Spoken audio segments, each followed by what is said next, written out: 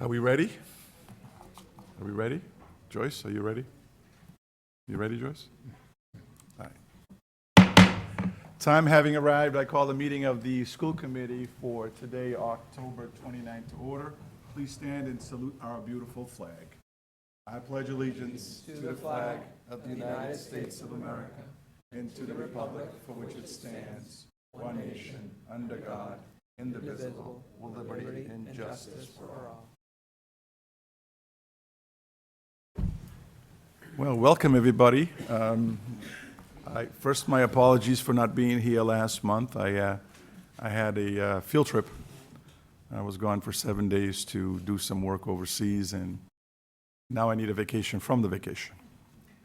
But with that being said, I guess we have no hearing. There's no visitors. No visitors want to say anything. Well, we're going to move right along, and I'll go right into the consent agenda, and this will be treated as a block, and unless a member wants to take anything out of order. Nothing? I would entertain a motion to accept. Motion to approve consent agenda? All those in favor? All those opposed? So move. I will now turn the meeting. Do we have anything in communication? Nada? Nothing at all? Nobody wants to talk about anything? Jeez. At this point, I'll turn the meeting over to the superintendent of schools for his report. Thank you, Mayor. First, I want to introduce our new student rep for this year, Georgina Eunice, who is a senior here at Brockton High School. Junior, I'm sorry. I'm sorry. A junior here at Brockton High. She's enrolled in the full IB diploma program. She holds the position of class secretary. She's a Chinese officer in the Foreign Language Honor Society. She's the president of the Model Brockton City Council Club at Brockton High School, and she plays the flute in the advanced concert band. So we want to welcome her. She'll be joining us, and she'll be giving us updates from Brockton High School and keep us apprised of what's going on at the high school. So, Georgina, I'm going to turn it over to you for a few minutes. Okay. Good evening. Tomorrow is the annual Halloween hallway at 6 p.m. Also, this Friday, November 1st, the Brockton Boxers will play Newton North at 5 p.m. at Marciano Stadium.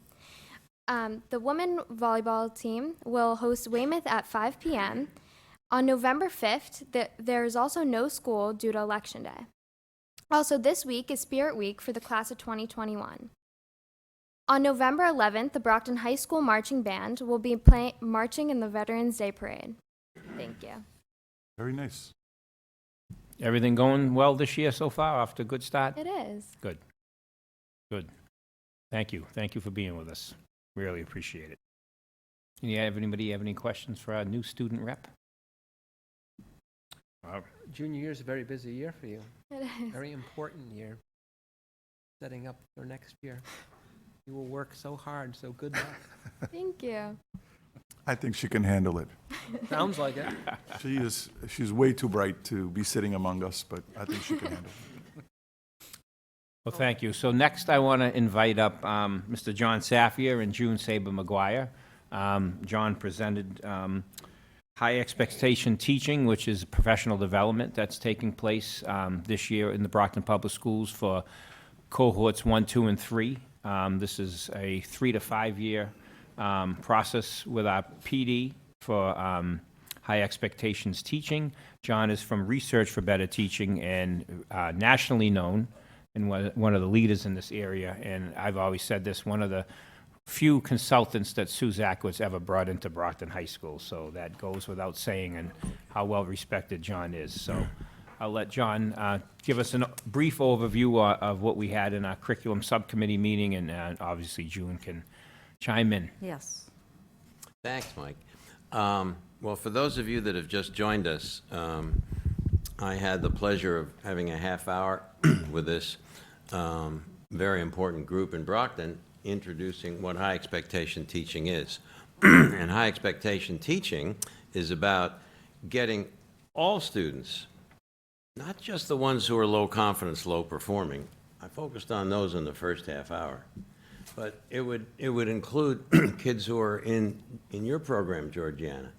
Kids who think that ability is innate and ingrown, and who cruise through school because they are, quote, smart, when you run up against the first roadblock, that all of a sudden it doesn't come easy anymore, this is for those kids too, because it means if you get stuck, you don't think it's because you're not good at it or you have a gene missing for that kind of work. It's because there's a gap somewhere and you need to exert yourself and get some resources to get help. Asking for help doesn't mean there's anything wrong. It just means there's a hole there and I need to fill it. So this is as much for high-performing kids as it is for low-performing kids.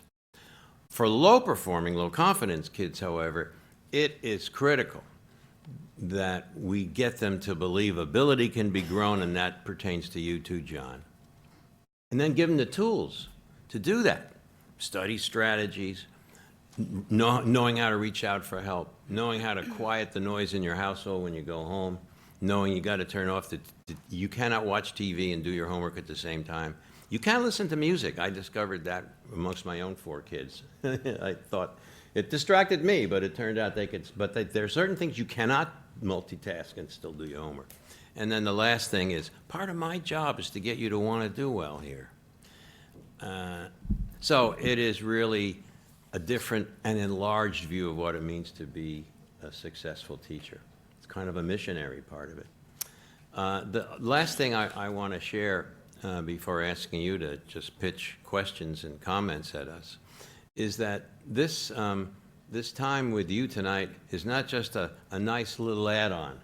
It is really important, and I hope to get invited back to go in more depth into what this means. Because unless the school committee of a school district wants this work to succeed and believes in it, it can easily fade away. The mayor has to believe in it. The Rotary Club has to know about it. The newspaper people have to know about it. You have to build a base of support that can only start with you folks for wanting the city to keep this commitment alive. And we have to be able to show folks how everything else good that we're already underway is not being tossed aside. This is the enabler of that. This is the accelerant of that new math curriculum. This is the way to make that after-school program and the scholarship for kids to go to college if they do well, attract more kids to want to do it because they think that post-secondary education has to have something in it for them. Doesn't mean everybody has to go to college by any means, but it means everybody has to want to continue learning and find out a way to do it to advance themselves in life. And the last thing is that those 2 places I pointed out to you that have really brought this deep into their system, Montgomery County and Revere, they couldn't have done it unless they had real buy-in and collaboration from the union. Both of those places had union partnership and they had consistency and continuity in leadership. Without those 2, so please run for office again. If this attracts you, if you think this is important, don't give up your seat. If you don't think it's important, you can give up your seat, but otherwise don't. So let's just, chat a bit about anything that struck you from our first half hour. Yes, sir. Well, I think what you said in terms of having to have a combination of buy-in from the community, school committee, the administration, the city, the union. When we had that at some of our schools with extended learning time, we Yeah. made a commitment to add funding to have extended learning time in some of our most vulnerable schools. We saw when there was this collaborative buy-in with all of the stakeholders, that there was significant improvement and it was a successful model. So I can't not agree more with you that this is something that is timely because our school budget here in Brockton has been decimated for the last 5.5 years. So fortunately, I think things are looking a bit better on the horizon. Not where we want to be yet, but hopefully in the short term, things are going to go in the right direction, and it's time to build. And it's basically time to build together with all those stakeholders, because our The Brockton Public Schools has always enjoyed being one of the best urban districts test-wise in the Commonwealth of Mass. And we are a community where our parents care deeply about their children. And we see Brockton and the education that our kids receive here in the Brockton Public Schools as the equalizer in terms of leveling the playing field and being successful in life. We've always been a city of immigrants. What's basically changed is basically where the kids are coming from. But we are a diverse, wonderful city of kids from all different places, and that's historically been the facts of Brockton. And all those parents, I don't care where they come from, are here for a better life for themselves and for their children. And we see it as our obligation to this community, both on the city side. The mayor has been an advocate, along with his colleagues, always, when he can and when they can, to help us out. And the school committee, unfortunately, has been treading water, doing as good a job as we have been able to do. However, it's time to build. It's time to give our kids and our staff and our teachers the support that is long overdue. And I think all of us are up for the commitment to provide the extra, PD, the tools that for effective learning, for crafting and honing in skills to be more effective and engaging in the classrooms. What I loved about the Revere model is, when I hear the term ELL, lots of ELL students in that Revere school system, Brockton is that school system. And what's amazing about Brockton, and everyone from here who actually knows Brockton and what goes on in the city, is how successful our students are, no matter what household they come from. If the kids are committed to learning and the parents supportive of that learning, it doesn't matter if they come from Haiti, Cape Verde, Italy, wherever the heck they come from. If there's that commitment to education, you can get what you need here in Brockton. And we've seen it time and time again, especially with our Honor Society. Our Honor Society is basically a beautiful snapshot of the city of Brockton.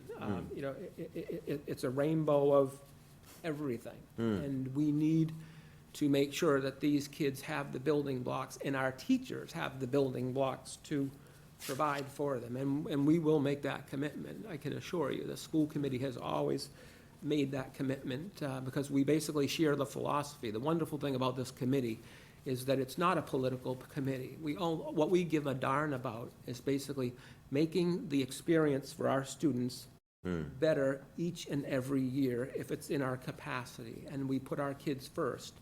And that's the way we will do it, and we've always done it in Brockton. We are the city of champions, and the good thing is that our city government shares that same goal, commitment, love for our kids as we do here on this committee.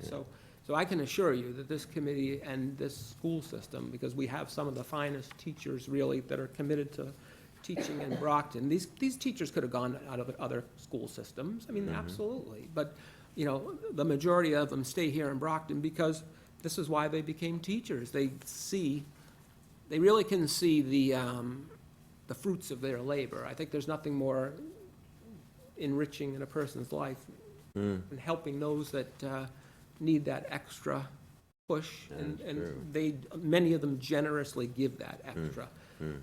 So I'm glad that you're here. I'm glad. I love what you're putting up there on the board for us. But I can assure you that this community is ready, and we're up for the challenge to work together to improve those scores and get back to where we know we can be, which is the best urban district in the city of Brockton. And our mayor always, at some of the functions in the city, always, tells everyone we are the best school system, in the world, basically. So he shares that philosophy. So. No, that's good to hear. Thank you. So I just want to mention that you have two things that were included in your packet. One is there's a graphic, a sheet with a graphic, and that shows you that for this school year, 2019-20, we have 3 cohorts of schools. going through this 3-day professional development, so 3 days per cohort. Starting obviously with cohort 1, and we're already 2 classes in, and I do want to say, speaking to the talent of our teachers, the presenters, the other presenter mentioned to me the other day just how impressed she was with the teachers, the first cohort of teachers who are participating in this professional development.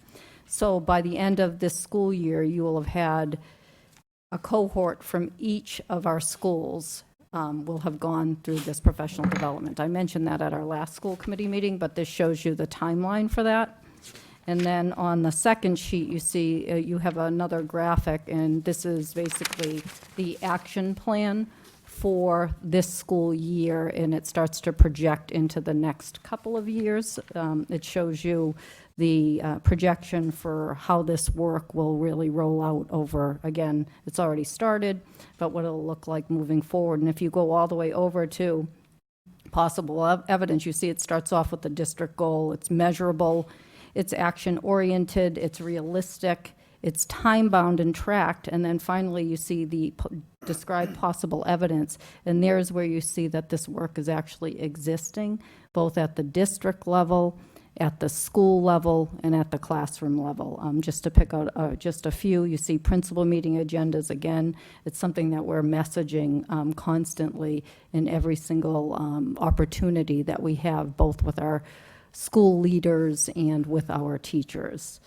So this will be work that is driven through professional learning community agendas, and we're getting evidence of that work through the agendas that our principals are submitting to us. I have a walkthrough at the Brookfield School tomorrow with the principal, and we're actually visiting classrooms looking for specific evidence of what that school has decided to focus on through the work that they've been doing around high expectations teaching, and they're a school in that first cohort. So we're looking forward to seeing really the impact that this work has, and again, as John said, it's really important that we're messaging that wherever we go. If we really want to see that, it's going to have an influence on student outcomes for our kids in Brockton.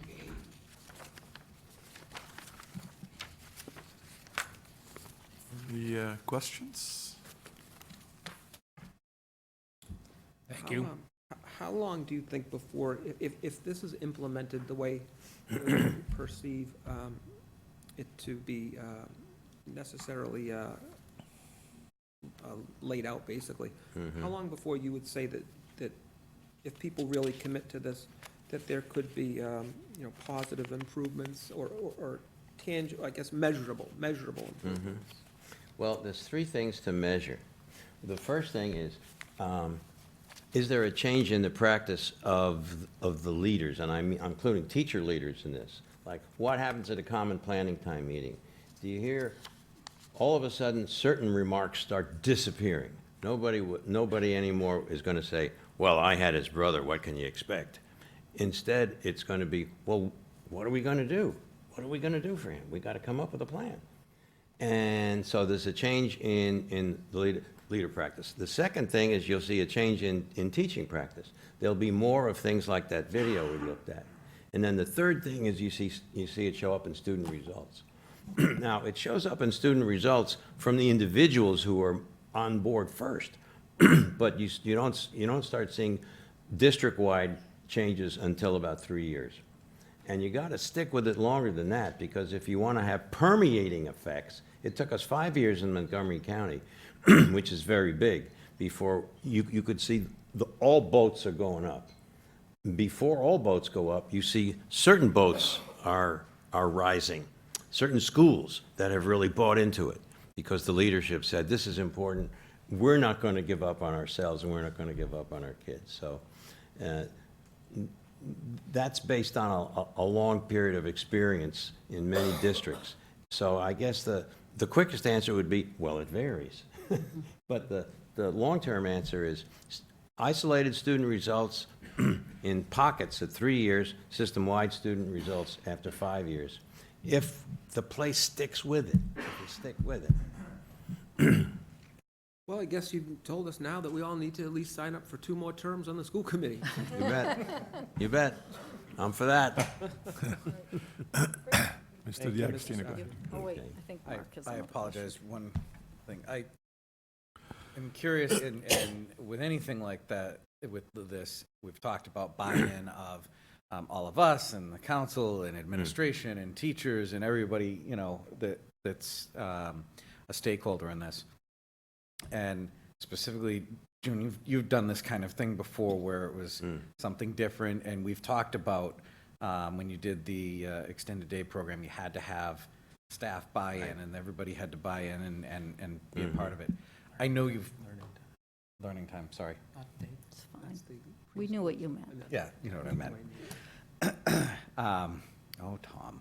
All right. Well, for the people at home. What I was getting to is, I know you've only had 2 of these professional developments so far, but how, I get it's early to say, but I'm just curious as to, have you gotten any feedback from teachers, how it's being received by them so far? Even though it's early. Yes, well, I mean, we are obviously monitoring feedback. We do evaluations at the end of each session, and overwhelmingly, the teacher feedback has been extremely positive.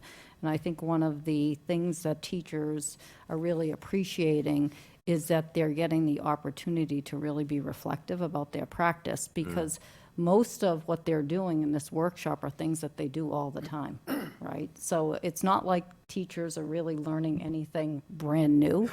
And many of the teachers that we have participating in this cohort are really highly effective teachers. And so it's less about teaching them new skills and more about bringing them to the point where they're recognizing the skills that they already have and realizing how powerful those teaching moves are and the impact that they have on kids. So it's giving them time to really be reflective about their own practice, and teachers don't really have a lot of time to be able to do that. So that is, I would say, a recurring theme that we've seen in their evaluations. And again, you're right, this is the first cohort. So it's really about how we continue to support the work. And now, how are those teachers who are the first sort of pioneers in this work, how are they being supported at the building level and in their classrooms, so that they feel like they're being supported, and that work over time isn't just, as John said, a one and done. Like, what's the sustainability? And that's really about working with our school leaders to make sure that and school leaders are part of this work. And I think that's been really important, that the principals, assistant principals, our coaches, they're going through this training with their teachers so that they really understand what it is that they need to be supporting with their teachers as their teachers implement. So overall, first 2 sessions, really, I would say positive. We had the issue the first day, the funny issue. It's not so funny if you were sitting there, where we didn't have air conditioning at the Shaw Center. And of course, there was the 3rd week in September, and it was an 85-degree day, surprisingly. So, but other than that, it's been, tremendously positive. One thing that Laura and I get to see, who's co-teaching it with me, at the end of each session, we give people, they're sitting with the other members of theirs. In some cases, the teams that are there range from 10 down to about 4 or 5 from the champion school and the smaller ones. So we give them a half hour to plan. What are you going to do to bring the other people in your building into the conversation about this material? Have lunch with them, do something at the faculty. What are you going to do? So it's like part of the work is thinking about how you are avatars for what's going on. And boy, they didn't leave the room when the time was up. They stayed on those teams because they really got into it. So that was an indicator that they are committed people. And So it is about providing structures and time for this work Yeah. at the school level. Thank you. Thanks. Thank you, John. June, appreciate it. Next, I want to invite up the team from Bridgewater State University. I'm going to talk about the college collaborative program that is going on between Bridgewater State University and Brockton High School that started it actually started last year. The conversation, we're going to give a little bit of time for the changeover in the technology. So I want to welcome Mary Waldron and Sydney Marrow and Laura, I think I might butcher your last name. It is?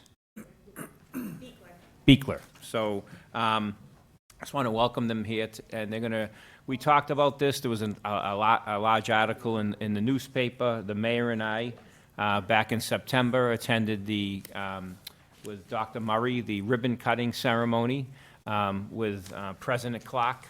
This was a collaborative that started with, thank you, Mary, with Mayor Carpenter back last spring with Kathy Smith and Dr. Murray, and it continued on, and we finally were able to get an MOU together over the summer. We had the ribbon cutting, and actually Mr. Minicello joined us as well. So it was a great day, and this is a great partnership with Bridgewater State. And at that ribbon cutting ceremony, President Clark surprised us with 2 full scholarships for Brockton High seniors that want to attend Bridgewater State University and go into teaching. So this is the model we've been talking about, and we want to build on our Grow Your Own program, which is a big part of helping bring diversity to our teaching and administrative staff.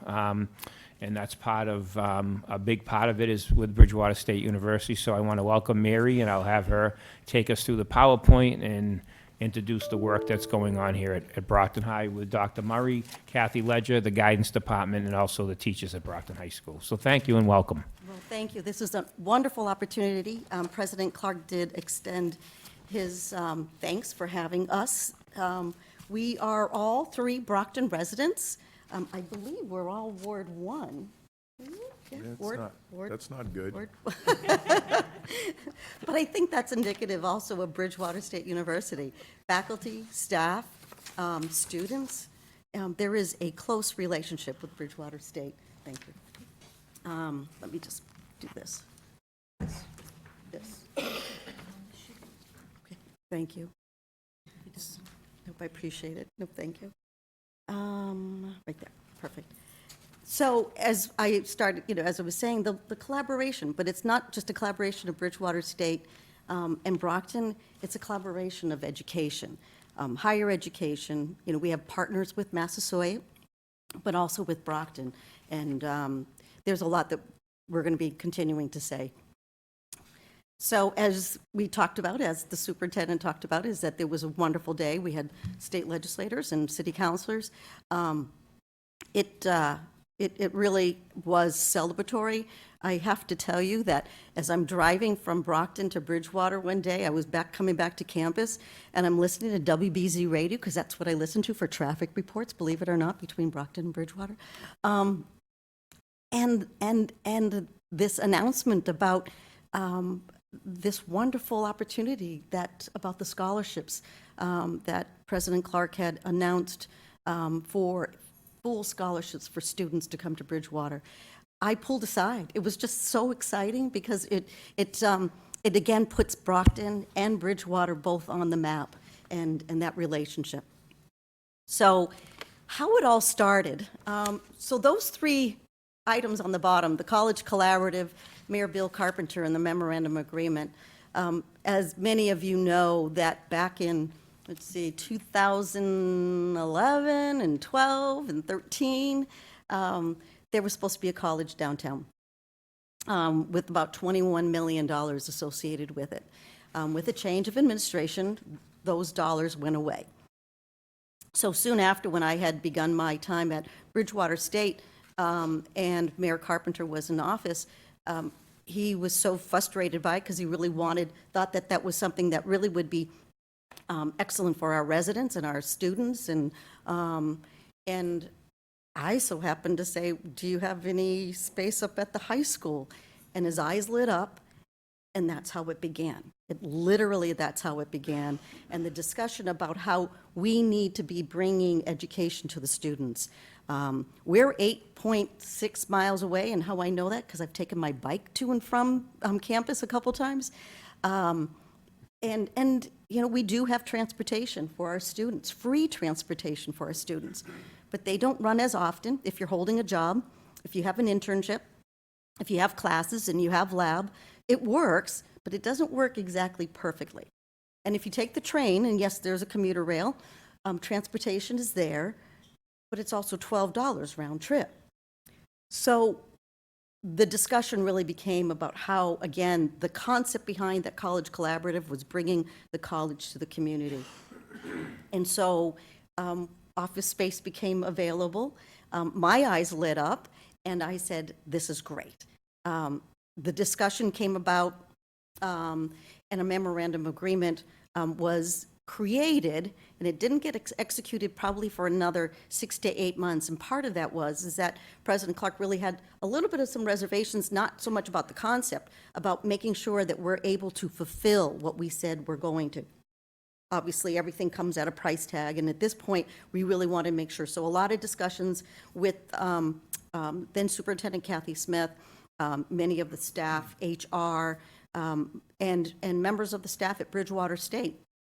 The needs that Dr. Murray had clearly indicated, and the idea was for us not to come in saying, we know what you need.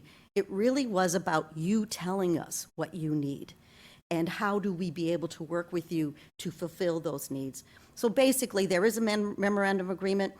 There is the office space as an exchange for services as it relates to professional development from our College of Education, from mentoring from 100 Miles to College, and a number of other things that I'll be talking about a little bit.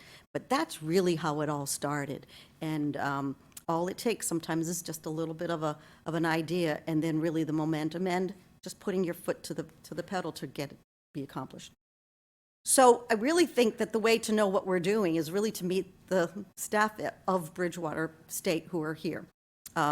Just one correction, there is a picture to the left with the simulator. It says BSC on it. We are not BSC anymore. We are BSU. But let me first have an introduction. And right behind me, as many of you know, Sydney Marrow. And I really would like to just read this, and I apologize, but I think it's really pretty critical to hear some of this. In collaboration with BSU colleagues and BHS staff faculty, I will promote student success by assisting students in the need of direction, identifying the resources to address those needs, providing workshops, and increasing awareness of crucial deadlines. Meeting students where they are one at a time. And if I just heard from the presentation earlier, it's talking about everything possible to make our students be successful, just another way. So thank you, Sydney, for both being here and for your commitment. So this is going to be a little bit tiny, and I have taken some notes to highlight this, but Lauren Herron, he's been pretty new to the scene, but the College of Business, we own airplanes. We have a quote-unquote campus, if you will, in New Bedford, and we provide training, and we have one of the only accredited aviation programs in the Northeast. But Lauren has started a program along with the Dean of our College of Science, and the College of Business, Dr. Jean Davis Street. And the idea is really to diversify the aviation program, really start looking for young men and women of color to be coming into the aviation and sciences. But with that, through working with Dr. Murray and also with guidance with Kathy Ledger and Dr. Mangus, there is the whole Gateways to Airways. And it is a pilot program for 9th and 10th graders. And if you can read right there, it says there's going to be, it's serving, engaging the underserved students in STEM subjects, but there are 8 Brockton High students who are attending this program. The first event was this past Saturday, and it goes through December 21st at no cost. Many of that comes from some scholarship from many of, from Brockton High School, but it's also with the Tuskegee Airmen as well, and I know that the Empower Yourself has been engaged with them as well. But again, it's taking what normally one may not see as STEM and making it fun and interesting. And I believe what Lauren had told me, he was unable to be here today, but one of the things he told me was that there was an overflow of the number of students who had interest. So it was a quick turnaround. Literally, school hadn't started yet. where's Dr. Murray? He was, we were getting the office set up, and Lauren was there and was meeting with people and talking and working with the system. And I think that's the important part about what we're doing as Bridgewater State, is we're coming here to work with already what's existing and help supporting in many ways. So we're looking forward to what this program's going to be. Lauren was at the local, was partnership with the Brockton area branch of the NAACP. There was a STEM night, and Lauren was there, and so was Sydney, and, but he was talking about aviation, and it was really great to see middle schoolers and others be really engaged. There was over 300 students, and again, we were there along with UMass Boston and Massasoit. So we have Laura is here. She's our financial aid office. She's the director of financial aid, and will provide programming where students and families are able to receive professional assistance with the college admission application, FAFSA applications, workshops that discuss different types of colleges, trade schools, and a series of presentations. How to be financially fit for college. Again, kind of on the tails of the presentation that was just held. I do need to say that one of the things that we know that October 1st is the beginning of filling out for FAFSA. Laura ran into a couple students and said, "Where have you been? We've been meeting." And so this relationship is really beginning and developing and maturing and continuing to work. So there is a whole host of staff that have been coming. And the goal really is to help anyone, whether they are coming to Bridgewater State or not. This is not a Bridgewater recruitment program. This is really Bridgewater and our social justice mission, that we are here to help everyone and anyone who has an interest. So thanks, Laura, for being here. And you guys will jump in if I miss anything. Michael Walsh. Michael has been around, I believe, for the last couple of years in terms of the 100 Mails to College. That was created in 2015 to increase college access, enrollment, retention, and the success for males of color. And again, Department of Ed had funded the program. Also, with Massasoit, this 100 Mails to College participant really has been able to really focus and engage, mentor. It's pretty critical. I must say, I'm no longer consider myself a young person, but when we're able to bring our students, particularly— Speak for yourself, I Mary will. I Waldron. know. I'm going to say which one of you. We won't get into that. But Still right. young. Thank you, school committee member.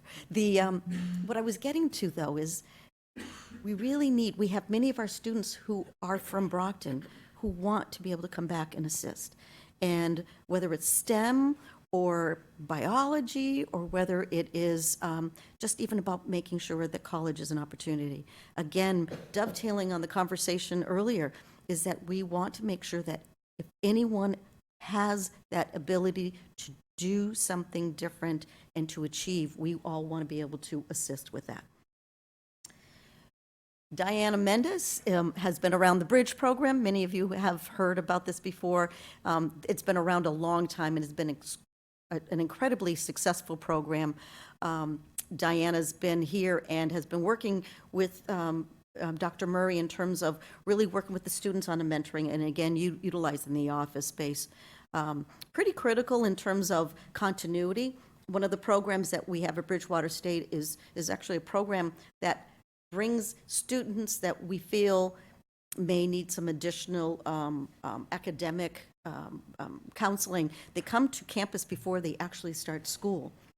And so it has been a proven rate that student success has been identified as being from that program, that they've not only achieved their first semester, which is always a difficult semester, that they continue to move forward throughout their 4 years at Bridgewater State. So one of those things are programs that Diana runs.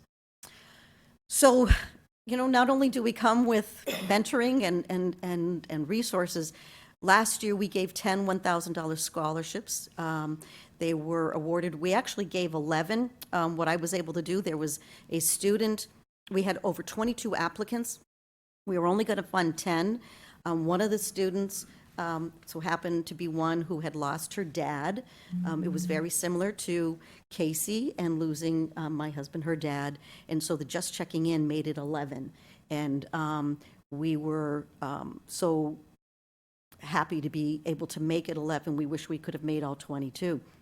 So we're doing the 10 $1,000 scholarships again. It is a 1 year.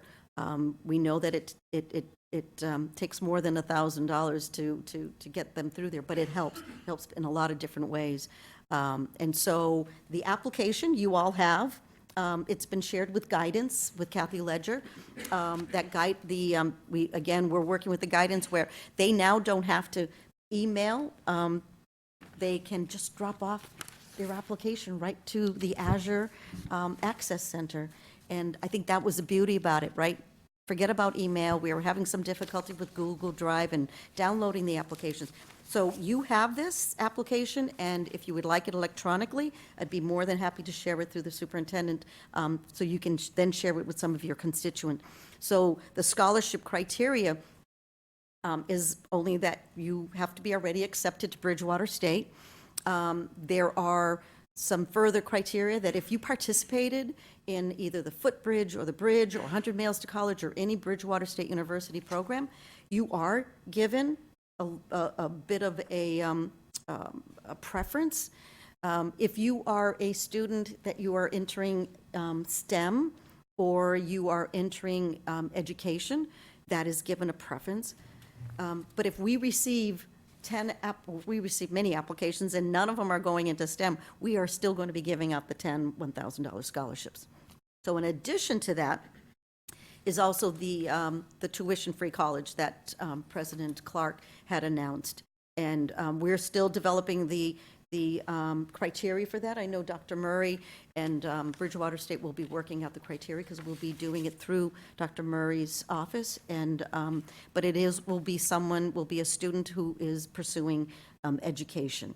And I know I've heard it a million times, but I will say it here, is that with Bridgewater State University, we are the largest producer of educators in the Commonwealth of Massachusetts, and we are the largest producers of STEM educators in the Commonwealth.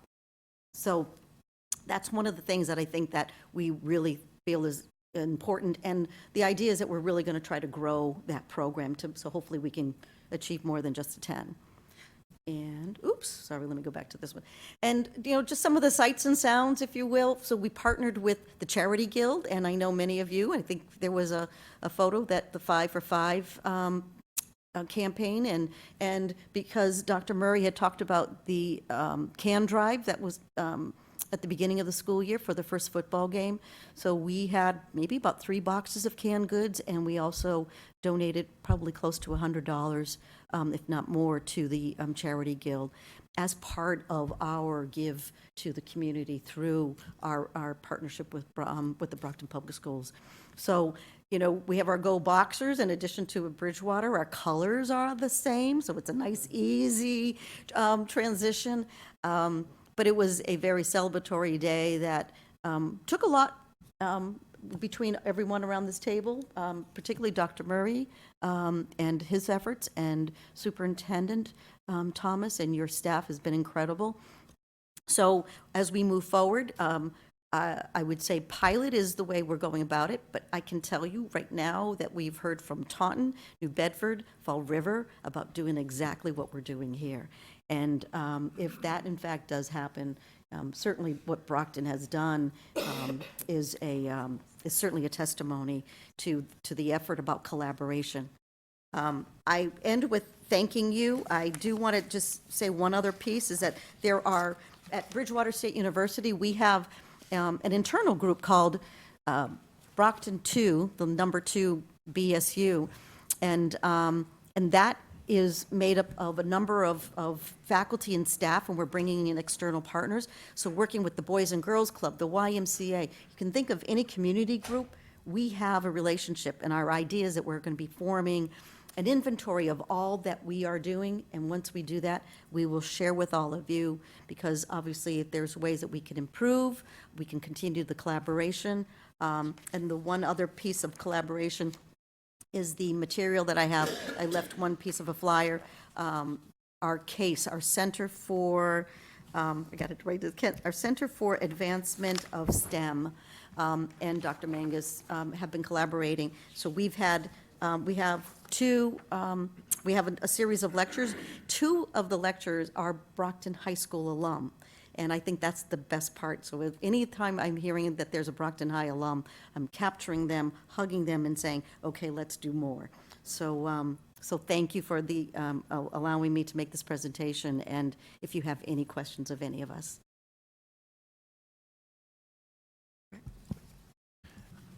Hello, Mary. Hi, Brett. Thanks for your presentation, and thank you, Bridgewater State, for doing this.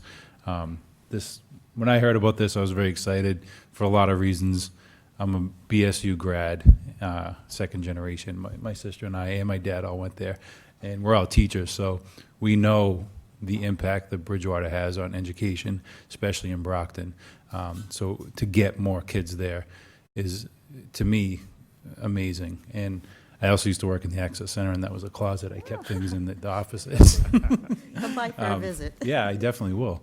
But this will help our students in the future, not just the ones that are going to college, but the ones that will be taught by these folks, because the impact of having somebody that looks like you teach you is really immeasurable. And it's been a goal of mine to help any way I can to increase the diversity among the staff. So, and as I leave, I'm glad that Mr. Thomas has made that a priority, his administration too. So thank you for supporting that. Thank you. It was a conversation, I remember the first time that Mayor Carpenter met with President Clark, and I'm sitting in the room, and that was the first thing that came out of the mayor's mouth Yeah. and Fred's mouth, and I'm sitting there about the grow your own, critical. Data is there, so we will continue those efforts. And that's good to hear. I talked to the mayor about that a few times, and that was really a mission of his, and it's nice to see that that's going to be continued. Thank you. Thank you. Go ahead, sir. I was just thinking about this, the tuition-free college for future Brockton teachers brought the question to mind, and I apologize if I'm kind of putting you on the spot. I Nope, probably it's okay. totally am. What is the typical tuition at Bridgewater these days? I don't even know what, I'm looking at financial aid director. I was going to guess at it because. roughly. So tuition for all state schools is around $910. Sometimes that's price with, so the average is go Adams, and that Right. is just the scholarship that's been created for a student. Wow. And right now, as of this year, a student is looking at about $1,000 to attend. If they'd like to stay on campus, they're looking at about $20,000. However, we have robust financial aid awarding. That is making it now. All right. And I have to say, where there's a lot of talk about how higher ed costs have ballooned at many private colleges across the country, honestly, I went to a Framingham State more years ago than I want to remember, and the tuition wasn't that, it hasn't changed that much. So I really applaud our state university system for keeping their costs low. I think my last year at Framingham was about 15. I mean, and that was in 2003. So that's amazing that you've been able, first of all, to be able to offer that scholarship, but also really good that we've been able to maintain affordable tuition at our state college or state university system. So thank you for the info. If I could just follow up on that too, Mark, is that President Clark often talks about, when you talk about public education, you think it's 80% of it's being funded by the state, and it's not. If it's funded at 20%, we're lucky. So the idea is that there's a lot of philanthropic efforts that are underway, applying for grants and what have you. Public education really is more of the latter in terms of private funding and philanthropic efforts. But again, the idea is it needs to be affordable for all. And with the Brockton area transit system allowing for free public transportation to and from, it's a big help. But we know we have other, more to go. I'm also very proud to have a Brockton Public Schools ID. Dr. Murray and the staff, thank you, that's important. We also have an email address, that's bsu@bpsma, to make it easier that we really are part of you. So I really thank you for the opportunity for us to present. We look to do more good things with all of you.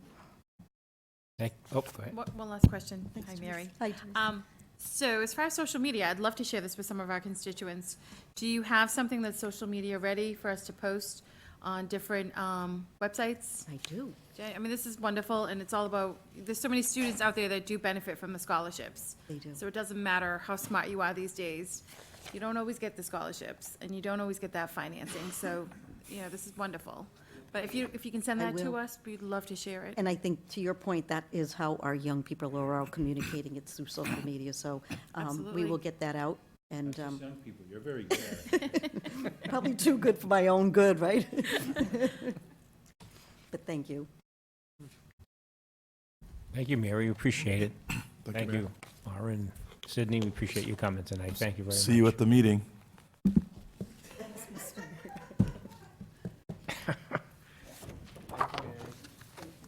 Next, I want to invite up Principal of the Key Center, Cindy Burns and Shauna Gray. They're going to present from the Champion High School, the Me to We leadership presentation they're going to make for us and talk about their trip to New York. And I want to welcome the students as well, and Shauna and Miss Burns can introduce them for us. So we thank you for being here, and this is actually a great initiative that the Keith has taken on about caring for one another, social justice issues, bullying prevention, and they're going to do a presentation for you. So thank you very much for being here. Thank you. Good evening, everyone. I am Cynthia Burns, principal at Champion High School in Frederick Douglass, and here is Shauna Gray, the director of the Pathways Center. I'm going to let the students introduce themselves because that's part of the leadership training that they've had to be good public speakers and to represent themselves. I would kind of begin by giving you a little background into the program. When I came over to Champion, Mr. Thomas, actually, one of the things he asked me to look into was the climate of the building and how the students perceived their education, how we were being perceived by the community, and to do something about the suspension rate. So those were two of the things I was asked to do. So coming in and looking at the school, took some time to kind of get to know it. It very quickly became apparent that our students are most engaged and most interested in things when they're helping others. Already before I got there, they were doing pennies for patients for children with leukemia. They were doing breast cancer awareness and fundraising. So that really was the in, to kind of look at, how can I really hook these kids and engage them in a program that will benefit them in the future? Because some of the things that we do struggle with is our attendance rate, struggle with sometimes getting students to engage in the academic process. So Shauna was aware of this program, Me to We, which is actually an international program that works with students in schools to help young people develop their leadership abilities. So we had a trainer from Me to We come to the building last year and to work with the students. They did an in-school field trip for 3 days where they worked on things such as public speaking, looking at areas that they could improve themselves, really letting students know that they had the power to have an impact not only on their lives in the school, but in the community at large. So the program last year, we recruited some kids. We had, I think by the time the whole thing ended, we had about maybe 12 students that were really actively engaged. And some of the projects they took on is they came to me and they said they didn't like the way the building looked. They were unhappy with the bathrooms. They weren't happy with the rugs. They weren't happy with the color of the building. They were unhappy with the way that it looked, that it smelled, anything. But they were also really excited that somebody was listening to them. So working with them, I said, all right, well, design what you want the bathroom to look like. Design what you want the walls to look like. What would it look like ideally in your mind? And through that, we were able to work with Mr. Thomas in the facilities department and really get hired in an artist, and we designed a paint scheme. And the students themselves painted the walls. And it looks great. It really does. It's very modern. It's very up to date. The rug took a bit of a hit, but it needed to go anyway, so we just got that replaced. The other thing that they worked on was a Zen garden out front. So before, where we had a patch of overgrown weeds, we now have a very nice meditative garden, which students do occasionally use to go outside, get some air, take a moment, and really kind of compose themselves. The other thing they worked on is in cooperation with the NAACP, they worked in the community garden. So the Me to We students did a lot of the weeding and the seeding and really kind of learning about farm to table produce and, working with the community. So that was really their first kind of like dipping their toe into working with a community organization. And that also looks great out there. We were able to kind of dig out a whole bunch of weeds, do some planting, put in some walkways.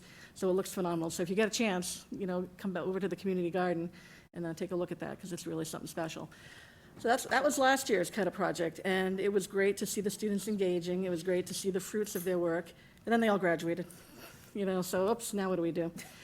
But the great thing about it, and I didn't really expect it to happen, was, of course, seniors talked to underclassmen, and they knew what was going on. And so when we advertised again, to see if we could get Me to We up and running again, this time, instead of kind of pulling 12 kids along, we were overflowed about 30 kids that now wanted to be involved. So it's already had a very positive impact on the culture and the climate of the building. So we were offered the opportunity to attend a Me to We conference in New York, and Shauna can talk to more about that part of it, but it was really a way to get the students, kick off the year, getting the students engaged, and acknowledging their role in their own kind of work and what they wanted to work on, for them to develop their own identity as the next Me to We leadership group. So, Shauna, if you want to talk a little bit about. Thank you for having us. So the field trip that we went on was actually the We Day field trip. Oh, sorry, thank you. The field trip that we went on was We Day. This is hosted annually, unfortunately, in September. So we didn't have a lot of time to pull everything together, and we really appreciate your granting our blessings and letting us go. Kids had a great time. I'm going to show you just a brief video to kind of introduce what We Day is about, and then I put together a PowerPoint presentation that will show you some of the highlights of the trip. Do I need to do anything to pop the video up on the screen here? It's going to come right up now. I would just do that.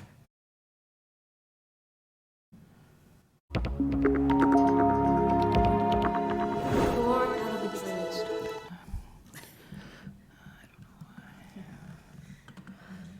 Good, while we're waiting for that to come up, they left for New York at 2:30 in the morning and took a bus all the way to New York. And the teachers you see there that were chaperoning volunteered.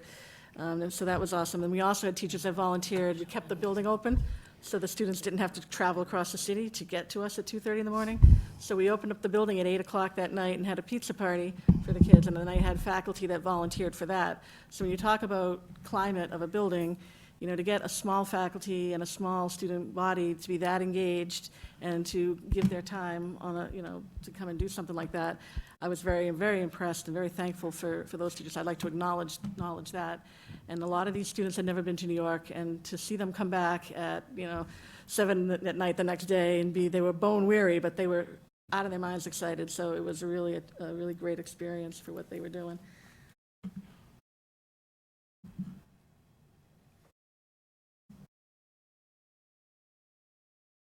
That looks like it. There we go. Sorry, thank you. Born out of a dream. Two brothers, fueled by the desire for change, by the hope that the world can be a better place. They called it We Day. More than an event, it launches a year of actions for social change. You can't buy a ticket to We Day. You earn it through service. Tens of thousands in attendance. Hundreds of thousands watching online. Millions watching on TV. We Day is the movement of our The We movement helps to support your passion for a better world. It's time to stop complaining that there's nothing to be done and instead actively take steps truly living we. You're the generation that's going to run the world. Together, we can truly live we. For everything that divides us, there is so much more that unites. Believe in the power of we. I stand here in front of you as living proof that we can redefine what is possible. I tried to change who I am, and I realized I don't know how to be anything but myself. I know we all have some weaknesses, but it does not mean that we don't deserve to be special. I was born with one finger on my left hand and a lower leg that was curved in. And this hasn't slowed me down at all. We Day is all of you, the few, the dedicated, coming together to change this world. Tonight, we are young,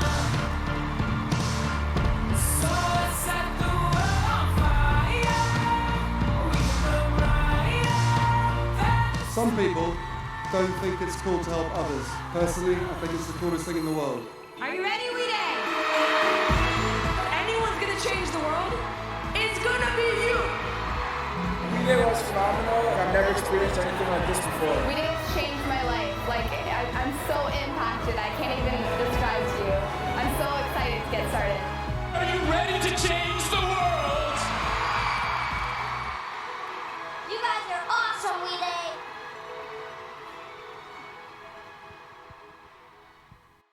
All right, so.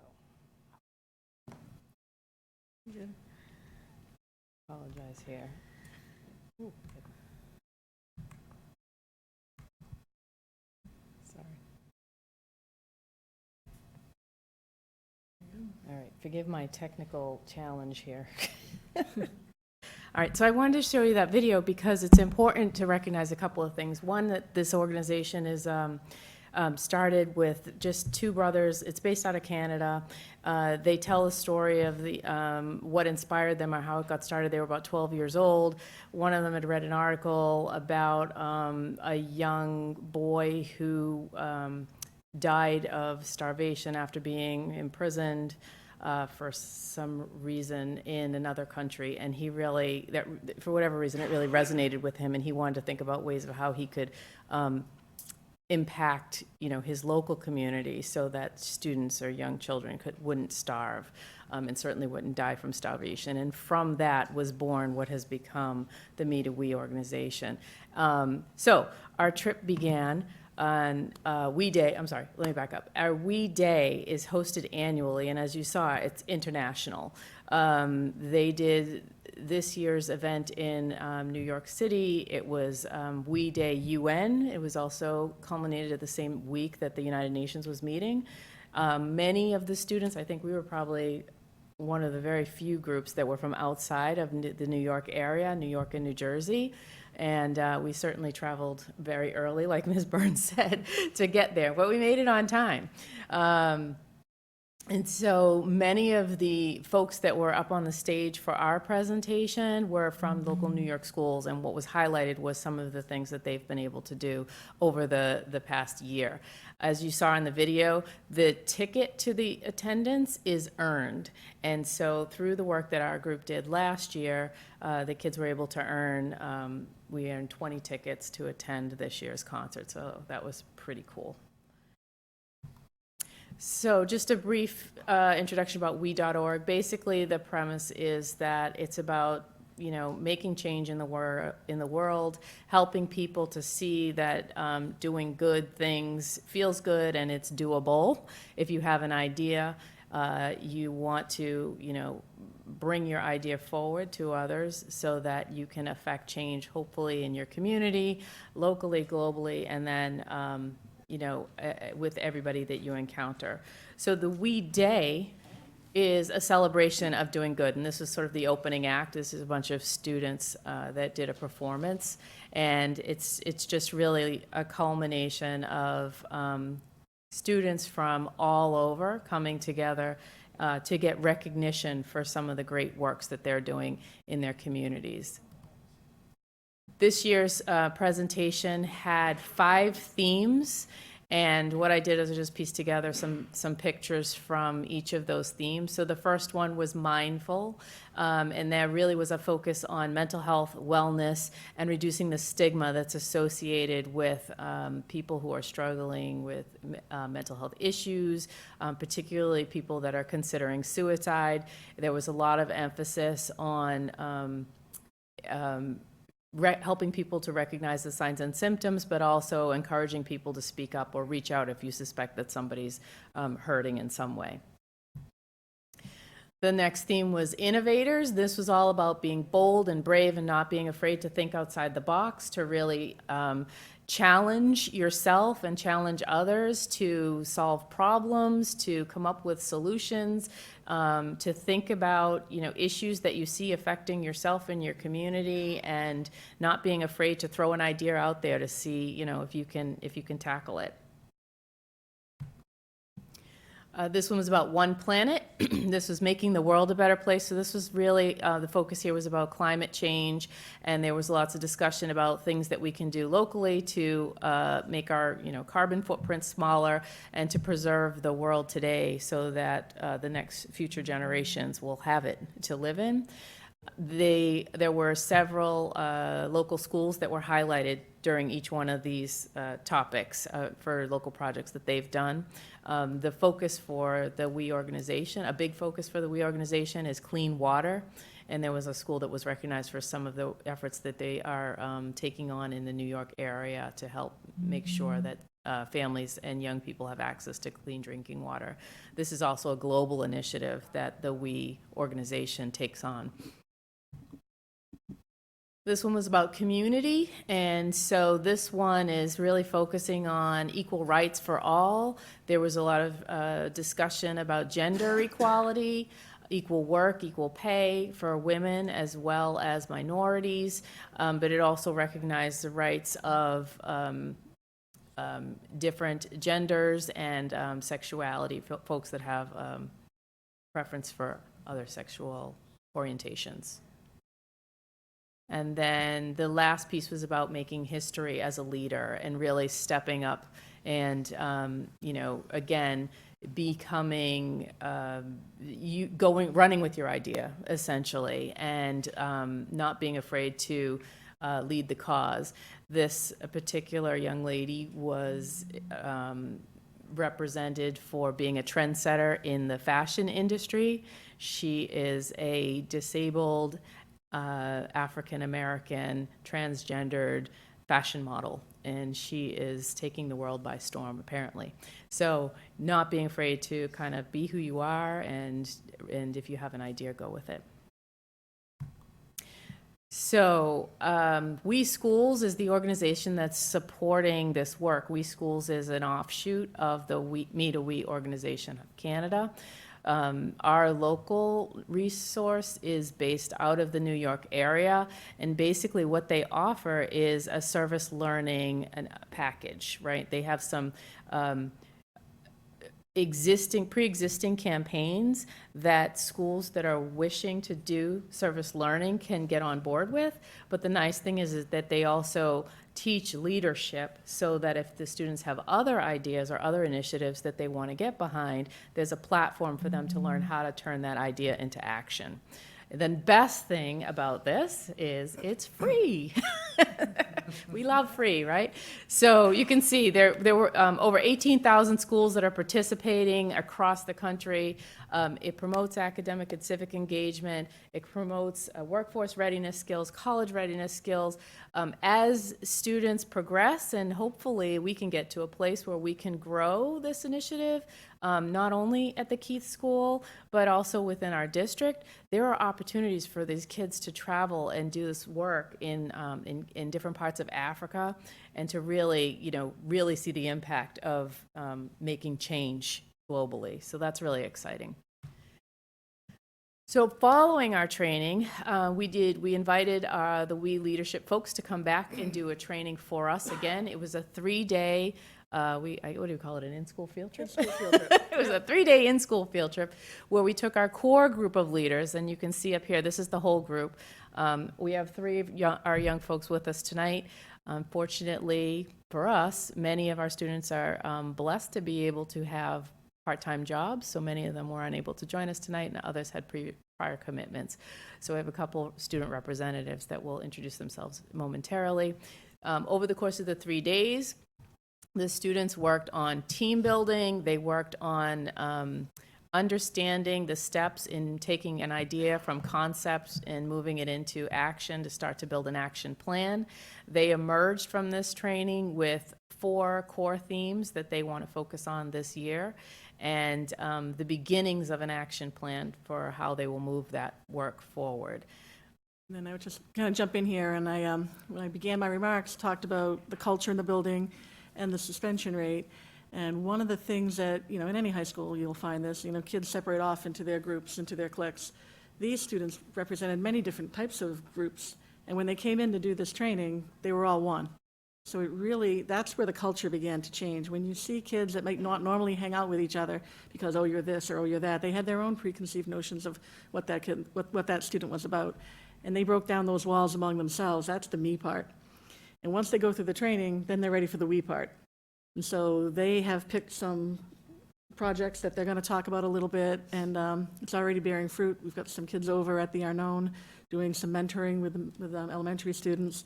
But in terms of the behaviors, it's a school, we're always going to have our issues, but there's been a noticeable drop in fighting, in drama, and in suspensions. So from this leadership and empowering young people, I truly believe that's what service learning does. And the more that we can do that and invite students to be recognized by folks like you, by their community, oftentimes students at Champion and Frederick Douglass feel sometimes like they're the afterthought or, the second fiddle to the high school. But they very much, they shine, when you give them the chance. So they're very excited to get out and do work and be useful and to kind of show you what they can do. So the folks that you see on the screen here represent our core group of leaders, and their task this year is to reach out, engage, and recruit other students in the building to get on board with these various initiatives. And those are, so this year they're going to focus on the school reputation. I don't have any school reputation folks here tonight, unfortunately, but one of the things that they spoke about was that that they want to have the reputation of the school be reflected in a positive way. And they feel like because they are students who chose to attend a smaller school from the 4,000 students that Brockton High serves, that sometimes that gets reflected in a negative light, like there's something different or something wrong. And so they want to work on trying to put a more positive image out there. And through some of these projects, we're hoping that will be what emerges. So we have social justice and equality, and I have Tabitha here. Hi. Do you want to come over? Is this thing on? Hello? All right, so Tabitha is just going to speak briefly about why this topic is important to her. I mainly wanted to talk about the social justice and equality only because in schools, and especially in high school, kids are being judged for their gender, sexuality, people are being racist for no reason, and people with disabilities, those kids are being made fun of, and I want to stop that. Because I think if people learn to accept everybody for who they were, there wouldn't be fights, there wouldn't be drama, and there wouldn't be any of this stuff that's happening right now. So I feel like if we stop this, the racism, disability, making fun of kids that have disabilities, and all that stuff, at my school, we have a second floor directed to kids with disabilities and kids that haven't been able to graduate high school. We're nice to them. They're nice to us. We give them respect. They give us respect. And people in our school also are learning to accept, Ms. Burns said, there's not that many fights anymore because people are starting to accept, people can be transgender. People can be gay and lesbian. It does not matter. We shouldn't make fun of them because it's who they are, and it does not matter what they want to be. Let them be who they want to be. Nice job.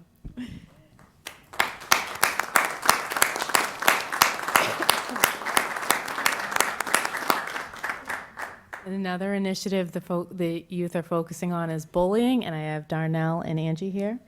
You guys just want to... Hi, my name is Darnell Harrison. I'm a student at Champion High School, as we all know.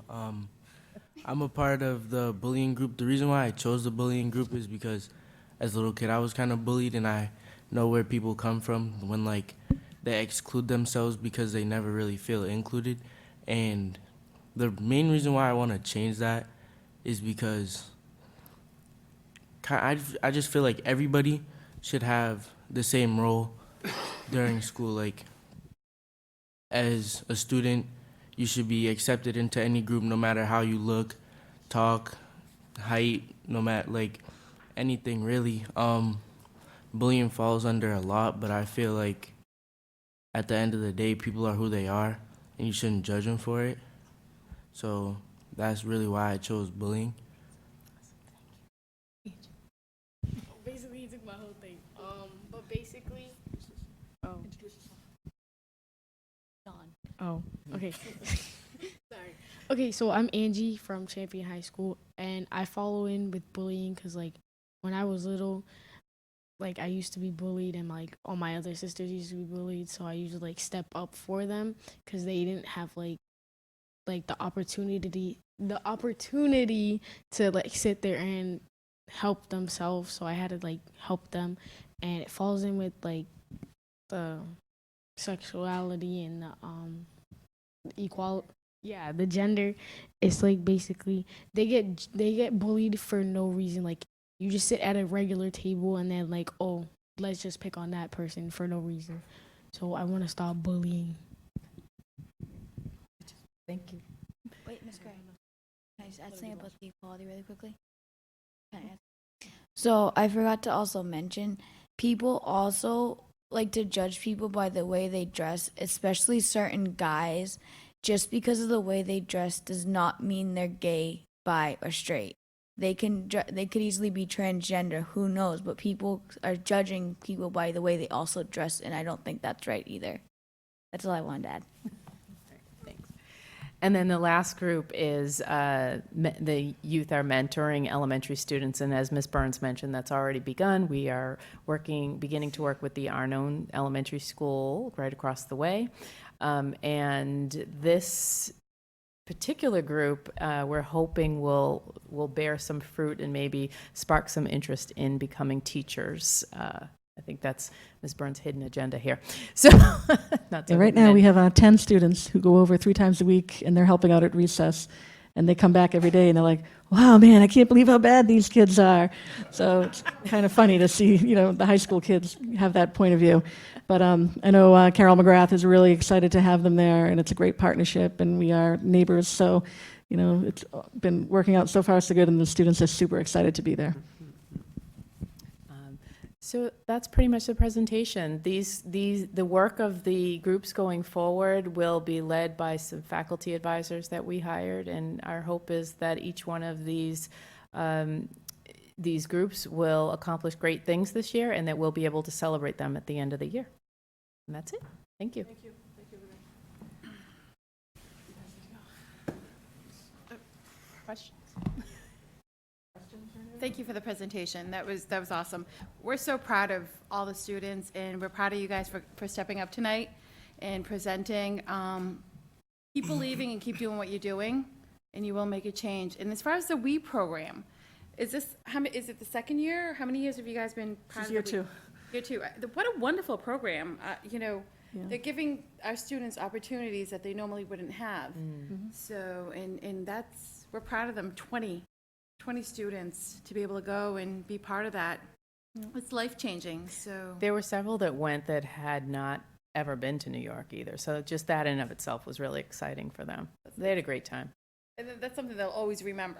I mean, that's just step one in making changes. So Really that's is. awesome. I mean, to make school a positive experience, make them want to come.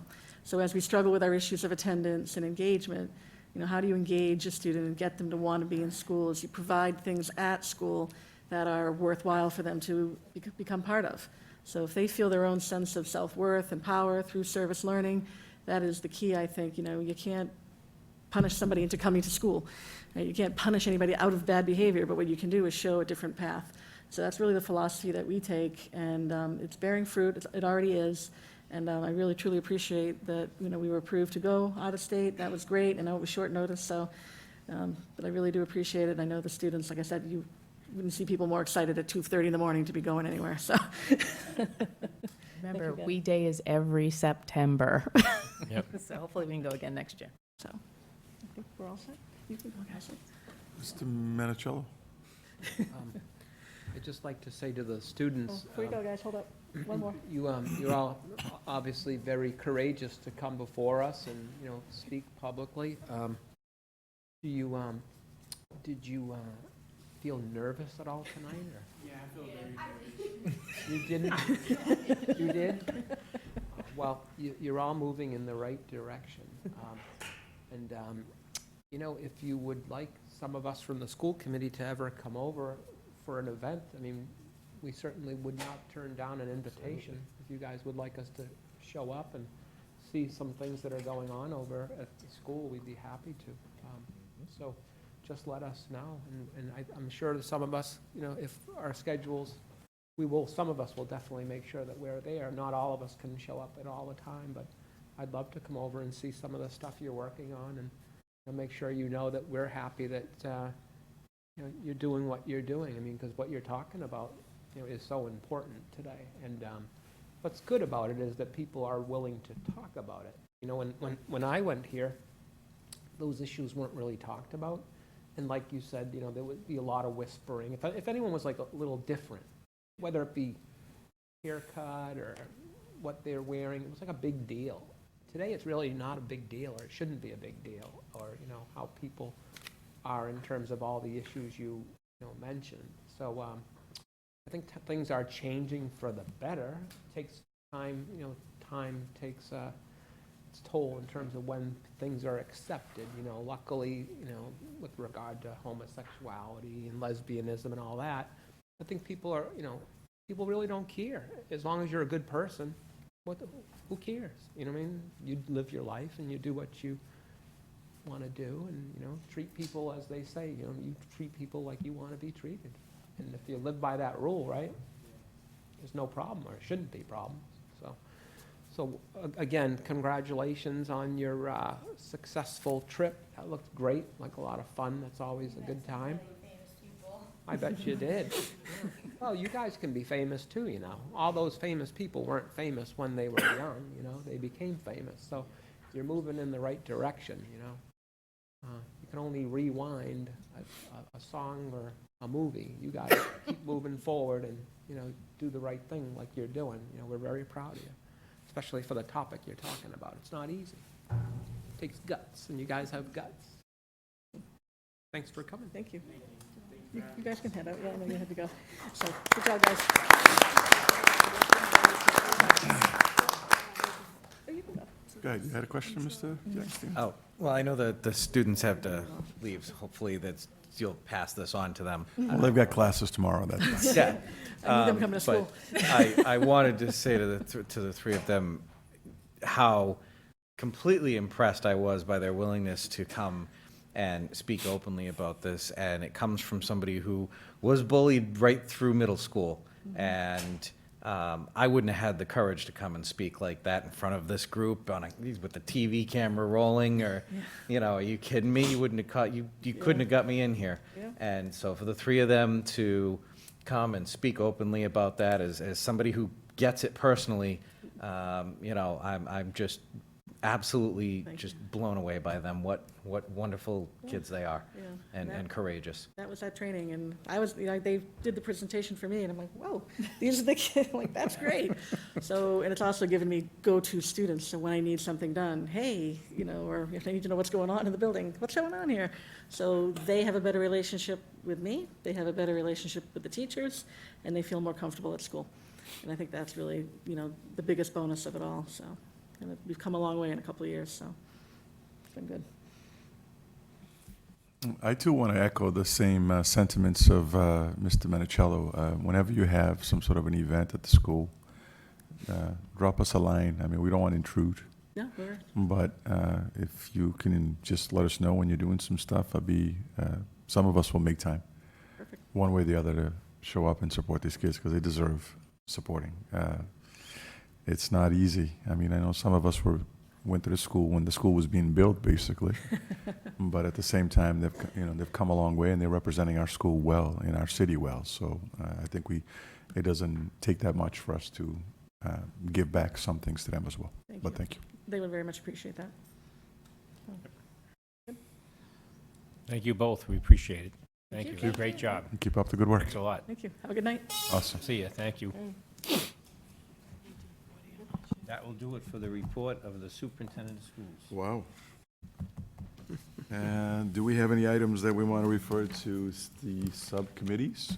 Mr. Gormley? I would like to schedule a superintendent's contract meeting before the next school committee meeting, the 12th, I believe.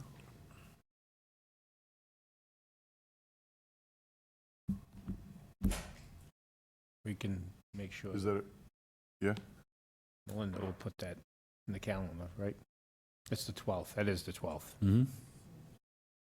I came prepared. I knew the date. You came prepared. So is that in the form of a motion? Is that how it goes? Because I've forgotten how this thing works because I've been out here. Second on that? Yeah, making a motion to call for a superintendent's contract meeting, excuse me. All those in favor? All those opposed? So be it. The 12th, November 12th? November 12th. Anything Try for yet? 6 o'clock, I guess? 6 o'clock? That basically will have. Sounds good to me. And then we'll find a date shortly between then and Thanksgiving for another curriculum subcommittee meeting, because we need to give you an update on our turnaround schools, our turnaround plans, and whether with the new, with the MCAS results that come out, if we have any more schools that are in turnaround or any that are coming out. So we need to give you that update before Thanksgiving. So we'll have to work. I'll have Patty and Melinda work with you on a date sometime between the 12th and the Thanksgiving break. Anything else going to a subcommittee? Hearing none, we're going to move on to any unfinished business. Is there anything that was unfinished from last time? No. Any new business? Nothing new? Nobody wants to bring up anything new? No? Okay. Any announcements? No, just a reminder that about the football game, playoff game, this Friday night, 5 p.m. start here at Marciano Stadium, first playoff game against Newton North. So our football team actually has had a really good season. A couple of little plays here and there, they would have actually been undefeated. So yeah, a couple little turnovers or a couple of injuries hurt them for a couple of games, but they have been in every game, and they played great. They have really last come weekend. a long way. Showed a lot of resilience. Yep, in every game you've seen improvement. So we hope we get a big turnout for this Friday night, a home game, 5 p.m. against Newton North. The first playoff game of this playoff season. Anything else? Anyone else? Any new announcements? Just pretty much stay safe. Happy Halloween tomorrow night to all our students. Oh, it's Thursday, sorry. Thursday. Okay. Well, we're all off a day or two. Stay safe, stay safe. I mean, we have Halloween. A lot of our students are gonna be going out. We have a lot of fun things going on in the schools. Pretty much it, I think. No, and actually Kathy Smith is enjoying her Halloween time in Salem. I talked to her the other day, and she said it is quite the experience to be in Salem during Halloween. So, so I enjoyed that, her telling me about it. So it's quite, I guess it's quite the experience. So I just take her word for it. Okay. I just want to remind everybody that we set trick-or-treating hours for Thursday from 4 to 7. 4 to 7. We just want everybody to be safe out there and look out for the little ones crossing the street, wandering the streets.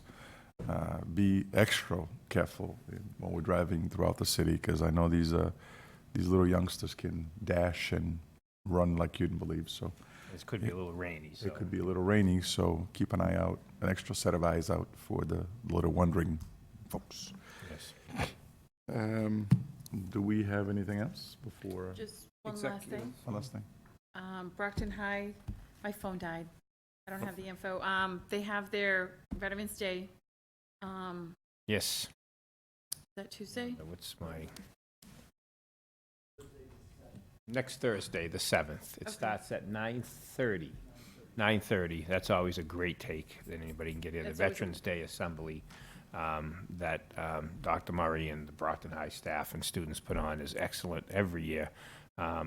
So it is, and that is next Thursday. The invitation will be in Friday's packet as well with the information. And next Thursday, 9:30 in the auditorium. And the Veterans Day Parade, Mayor Rodriguez? November 11th? Okay. Yeah, that Perfect. Monday. Always on, So we have. always on November 11th. Yeah. At 11 o'clock. 11 o'clock. No, 10 o'clock, actually. Just show up at 10 o'clock. If it's 11, just hang out for another round. It'll be a nice day. And I called the guy upstairs, and he said the weather's going to be Beautiful perfect. day. You know, I have some connections up there, you know, Moses and... He listens once in a while. I don't know. I don't know if he's going to help me find $6 million, but...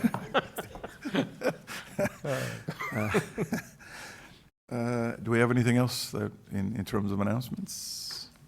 No, because I guess you folks are going to executive session. Do we need to make a motion to? We need to do a motion and a roll call vote.